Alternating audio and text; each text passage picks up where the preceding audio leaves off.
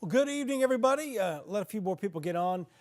I'm going to update you on what we expect around here. I will tell you the model guidance for this evening really doesn't fully come out, the whole set, until about 11:30 midnight tonight. So I may post some updates later on after the 10 o'clock news, but may hold off till tomorrow morning too. The latest track from the Hurricane Center is going to come out at 10 o'clock this evening, so we'll have that at 10 o'clock. You can see behind me the hour-by-hour look at the rain. This is Thursday at 4 a.m.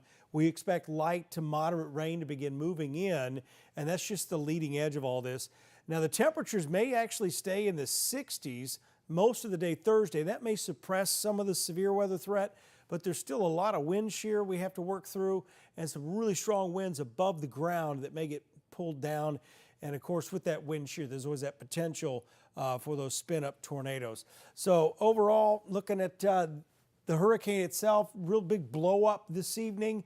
You can see the big overcast here, the big thunderstorms right on top. So it's got plenty of energy. It's likely going to continue to develop and strengthen and get larger with time. And we're going to watch that wind field continue to expand as well before landfall. It will weaken fairly considerably and quickly once it runs into wind shear over Louisiana and Mississippi, but there's still several hours for this to spin down. So we've got these 48 first alert weather days, moderate to heavy rainfall moving in, wind gusts over 40 look to be common in many areas. And again, these will be gusts. The sustained winds will be closer to 20 to 25. So some isolated power outages, severe weather possible. It'll be later in the day, and I'm going to get to that in just a second. 2 to 3 inches of rain looks common because I think we're setting up with the banding instead of the widespread rain we'll see for the initial part. It's not going to be widespread and raining all the time, all day anyway. There will be some breaks developing, and we may actually get a break early Friday morning too. And overall, looking at Friday as another chance for some strong and potentially severe thunderstorms, low-end tornado threat, because the instability will be there. But again, the storm system will be pulling away from us. Here's the timeline. No adjustment here, but there will likely be some adjustments tomorrow as the higher resolution model guidance continues to come into play here. We look for consistency with it. I'll show you what it's showing right now in just a few minutes. 1 o'clock to 8 o'clock in northwest Alabama. The thing to keep in mind is the storms are going to be developing and tracking to the northwest. That's how that happens. So if we get tornado warnings, it's going to be opposite from what you're used to. Typically in the spring and the fall, they track northeast because the upper level winds are coming from the northeast. But in this case, the upper level winds are coming at us from the southeast, and it's within these lines, and you'll see what I'm talking about coming up here in just a little bit. That's the reason that they're tracking in that direction. 3 p.m. to 11 p.m., I should say, and near Florence. In Florence, you're kind of on the line here between this 1 p.m., 8 p.m., and the 3 p.m. It's all about the start time, I think, over here. And then far northeast Alabama up to Fayetteville, these bands begin to impact you more, 5 p.m. to 1 a.m., so it could be a fairly long night there of at least monitoring it. Here are primary threats. Highest threat right now, at least as far as what we're confident with, is the winds 35 mile per hour plus. And we'll go through the wind forecast, and some of the winds may occasionally gust to 50 miles an hour. Heavy rain is going to be a given. The spin-up tornado is kind of an elevated risk right now. The lightning is fairly low, at least with the Thursday system, because there's not a lot of instability going on with this. But here's a look as we get past the early morning hours, and what you're going to see here are these zero numbers. This is the CAPE. This is joules per kilogram, and this is a scientific thing we use to determine what we call the buoyancy of the atmosphere.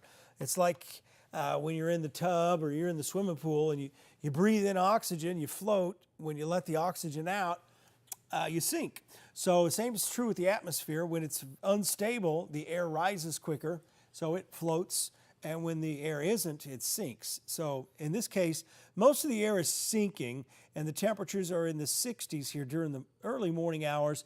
But notice the change here, still not changes in the numbers, but what's happening here by about 1:30 in the afternoon, this model has the center of the storm system a little bit closer to the Mississippi-Alabama state line. So that's what we'll watch in the next 24 hours, the trend here. So we're going to be more confident about this tornado threat and where the high winds may end up, probably with the next run of the model guidance.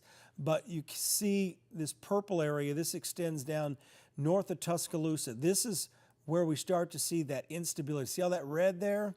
That's going to be down towards Montgomery and Auburn, higher instability. And you can see that coming straight off the coast. So the tornado risk will be higher down here to the south, but it's this deep tropical moisture that's feeding into this band right here. And notice how this lifts to the north and east. So this is the Smith Lake area. This will be around 3 o'clock. Again, the timing's going to change a bit with every run of these models, but the key focus is the bands that develop. So this is down towards Birmingham, where that feeder band is lifting northeast, and there's a little bit more cape in that area. But as we continue on, 4 o'clock, more heavy rain, and we'll go through this a little bit more detail, a little bit closer views here in just a second. Notice by 11 o'clock Thursday night, the cape starts showing up more towards Boaz, eventually Fort Payne and Gunnersville. And we also have more robust line coming through this area. I'm going to focus on that in just a second. So overall, here's a look at northwest Alabama, 7 o'clock in the morning. Moderate rainfall again Thursday morning, no rain tomorrow morning. It will become cloudy, and I think it already has. As we continue on, notice the red start to show up. That's the heavier rain moving in between 10 a.m. and noon. And with that, the winds are going to start gusting to around 30 miles an hour. As we continue on past 2:30, I think here's where those feeder bands start to impact you a little bit more. You see this one from Russellville to Double Springs down south of Coleman, where on the northern edge, just very heavy rain, occasional thunderstorms. And you see how this band sets up from Rogersville to Athens, Decatur, and to Huntsville, Madison. That's that band that's eventually going into the Sand Mountain and Lookout Mountain, northeast Alabama. So as we continue on into Thursday evening, the drier slot starts to rotate through, and this is what we're going to have to watch for Friday. Friday's the day we may actually get a break, especially in the morning, if that dry air kind of moves in. Switching over to the right side of the valley, looking at 7 o'clock in the morning again, light rain showers becoming a little bit heavier with time. As we continue on, notice a slight break here as possible in the northeast corner of the state around noon before more rain starts to move in around the drive home. And then here comes that band of heavier rain, and within this very strong gusty winds moving through the higher terrain, Collinsville, Langston, Woodville, and continuing to Rainsville, Collinsville, late at night. So these will be late night storms, possibly, unless they move in earlier. And again, this is the time we just have to continue to watch. And then notice it continues this rain all the way through the morning hours. Now, the European model we talked about a few days ago was showing this band setting up over the Huntsville metro area on I-65. So this could still change a little bit as well. But those are the bands that could lead to very heavy rainfall in a short period of time. So that is where the models kind of pick up the 5-inch rainfall totals. So again, we need this rain desperately, but we are going to have some isolated wind damage events. And let me show you what's going on with the wind damage potential. I want to show you this right here. This is the low-level jet stream. These are the winds 4,000 to 5,000 feet above the ground. And when I show you these winds aren't going to reach the ground, these wind speeds, but this is what's driving those feeder bands. As we get through time here, notice this real ugly area down here at 1 o'clock. That is the low-level jet picking up speed and moving in and feeding these gusty winds. So the worst of the winds, at least according to this data, would be Red Bay to Jasper to Hamilton around 4:30, and this is when it could spin up these tornadoes. And it kind of moves towards Russellville around 5:30, again this Thursday, but still strong 75-mile-per-hour winds coming from the southeast, from an area of Corinth through Florence, down to Addison and Coleman. And this entire area in yellow, those are 70, 65 to 70 mile an hour winds in the upper levels of the atmosphere. And that's where you get those gusts that may reach 45 to 50 at the surface. As we continue on, this is 8:30 in the evening. Notice once this low-level jet, this energy moves north of your location, I think you're probably good for the threat of severe weather for the rest of the night, because that's what's really driving it. So after that moves through, you're probably going to see a lull in the action. I'm going to get some water. The ragweed's got my throat. Could be some of that concrete I've been breathing in too. But continuing on, here's 11:30. Winds are dying down a bit from Huntsville to Athens, but still kind of roaring over here. Fayetteville, Scottsboro. But notice it's turning more to the south. But still, we have that southerly component. There's an 80 mile an hour wind. Again, this is at roughly 4,500 feet. But that's why that threat may continue in northeast Alabama a little bit longer with that. Once again, if you're just joining, 1 p.m. to 8 p.m. in Orange, pretty much the southern edge of the shoals, down to Moulton, Addison, Russellville, Coleman, and 3 p.m. to 11 p.m. And the reason it's drawn this way is because of what I just showed you in the model guidance. And then 5 p.m. to 1 a.m. Again, we're going to have a better idea on this. Each day we'll get a better idea on it. You kind of start looking at these situations with the global models, we call them. The resolution's not as good. And that's why the global models don't show you those banding features that you just saw there on that the graph model. Yeah, a lot of yards are crunchy. The Wednesday forecast. Wednesday's just quiet. Here's your 10-day. Tomorrow's going to be back in the 80s. We may not quite get to 87. It just depends on how thin the cloud cover is. And we might not get to 75 Thursday. But the challenge becomes over the weekend. The forecast guidance, the short-range model guidance is not available there yet. It should be overnight tonight. And here's our wind gusts. Notice by 1 o'clock, we've got some 40 mile an hour wind gusts. Again, these are potential, I stress that. And we continue on. There's going to be, here we got 50 mile an hour, and that's that boundary coming in from the south when those 850 winds start increasing. And we'll get another look at this tomorrow, and what usually happens is either the model, well, three things typically happen. Either the model stays the course and has the same thing, or it starts to back off on the winds. And a lot of this is going to depend on the location, because if this storm tracks farther west, all those dynamics are moving with the storm. So if this model is off by 50 miles, those winds are going to be off by 50 miles too.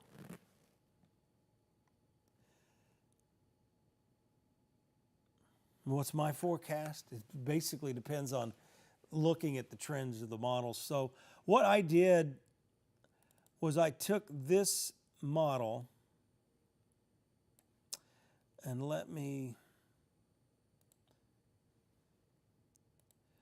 I did a grid adjust on this. Well, it looks like it has moved. So let me go forward here. Oh, never mind. That's the wrong one. Let me go get what I did.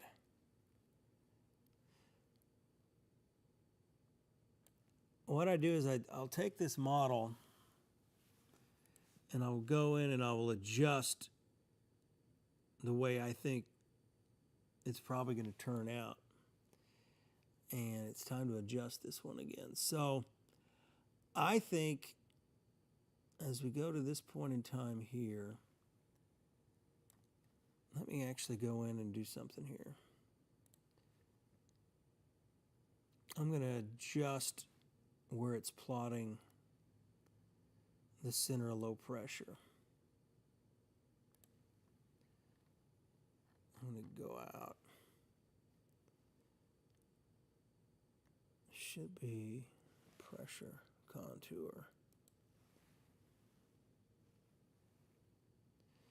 Lightning intensity.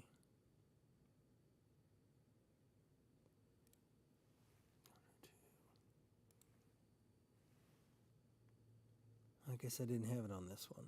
Let me double check. Okay, so I'll just change this to pressure.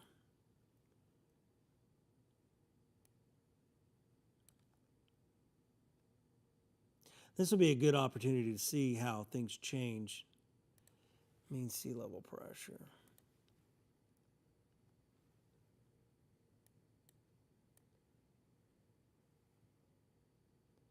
That's going to be the European model there, so. Oh, plotted it wrong.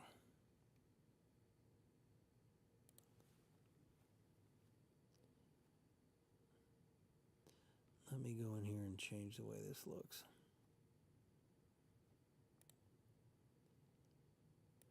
Lines. See the red bullseye there? That's where the European model puts the center of the storm.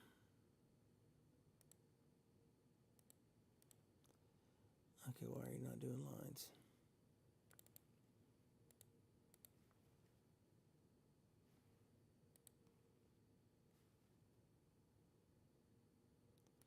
Appearance.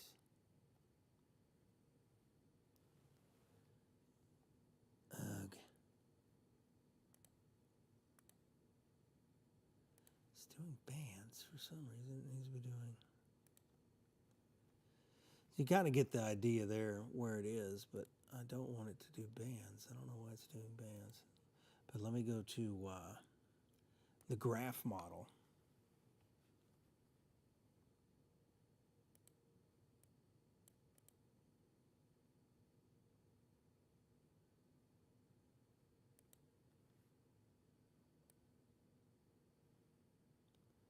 What in the world's going on here? Here we go.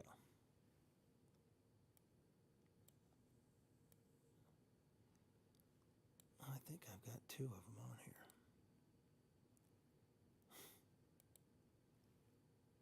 here. Yeah, there's that one.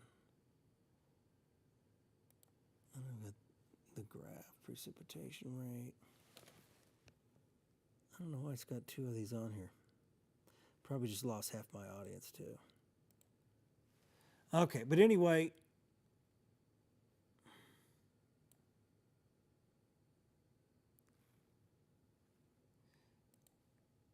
Oh, I know what I did. I changed my precip rate to lines. That was odd.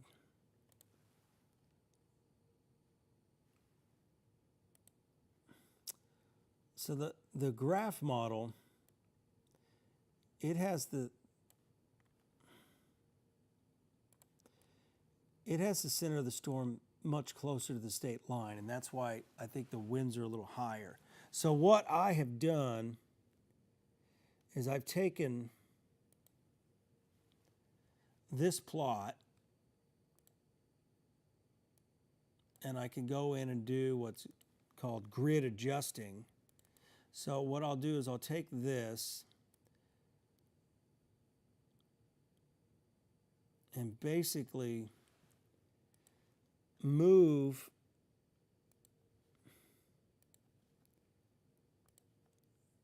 shift everything a little bit farther to the west. And I can move it about 37 miles and move it a little bit south, which would indicate slower arrival.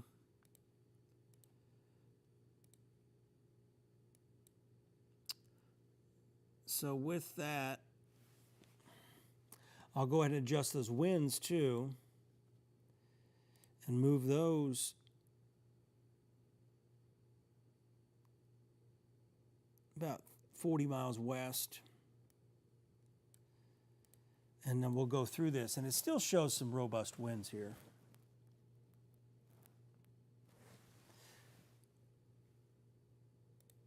So then we'll go through that real quick.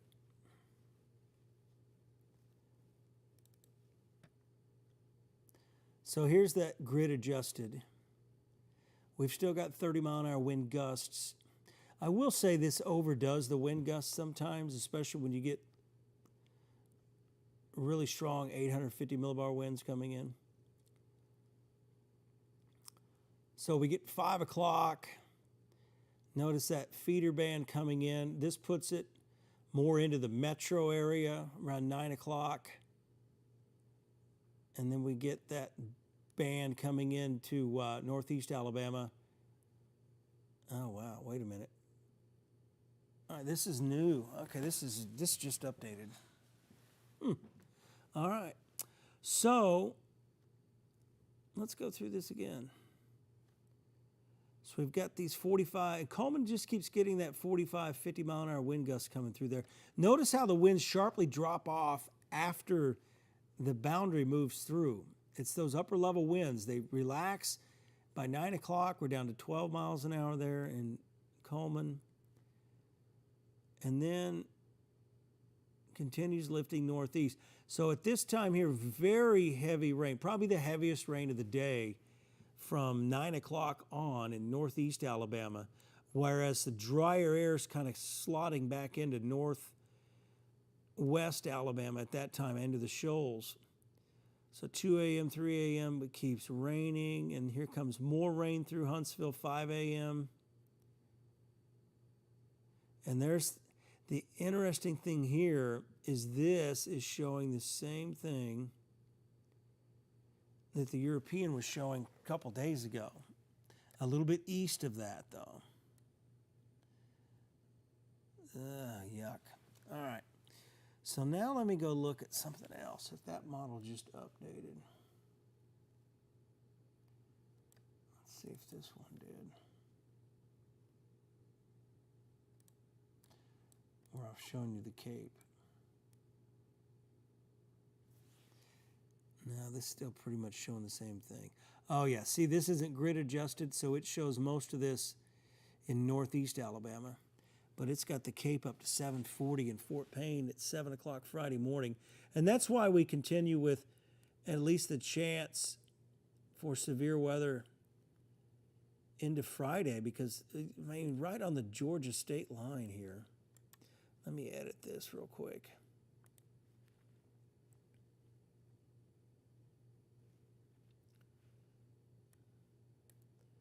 That's my time.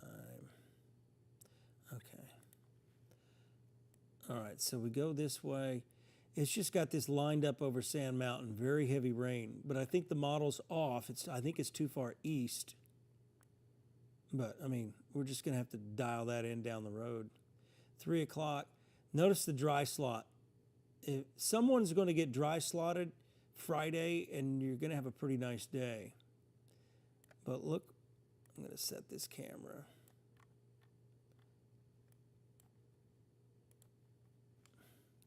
I'm going to take that plot off. So see that area, all this, what this red does, that's the instability. Notice all of that instability out here. So you go, here's this. This is basically the center of the storm farther east than the National Hurricane Center is forecasting. And then we just get all this purple, very heavy rain.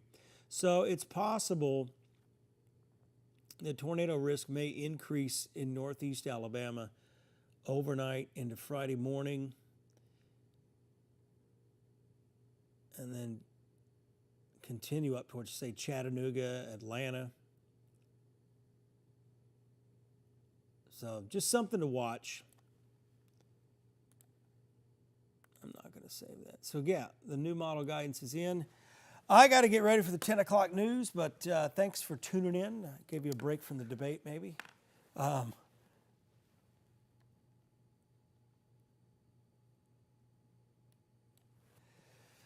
So again, I'll have the latest coming up tonight at 10. The Storm Prediction Center, I mentioned them. We've got us in a marginal risk, tropical tornado risk, basically. And we'll see if that gets moved to the east as the model guidance kind of updates overnight tonight. But again, coming up here at 10, I'll have the latest forecast for everyone. Thanks for tuning in.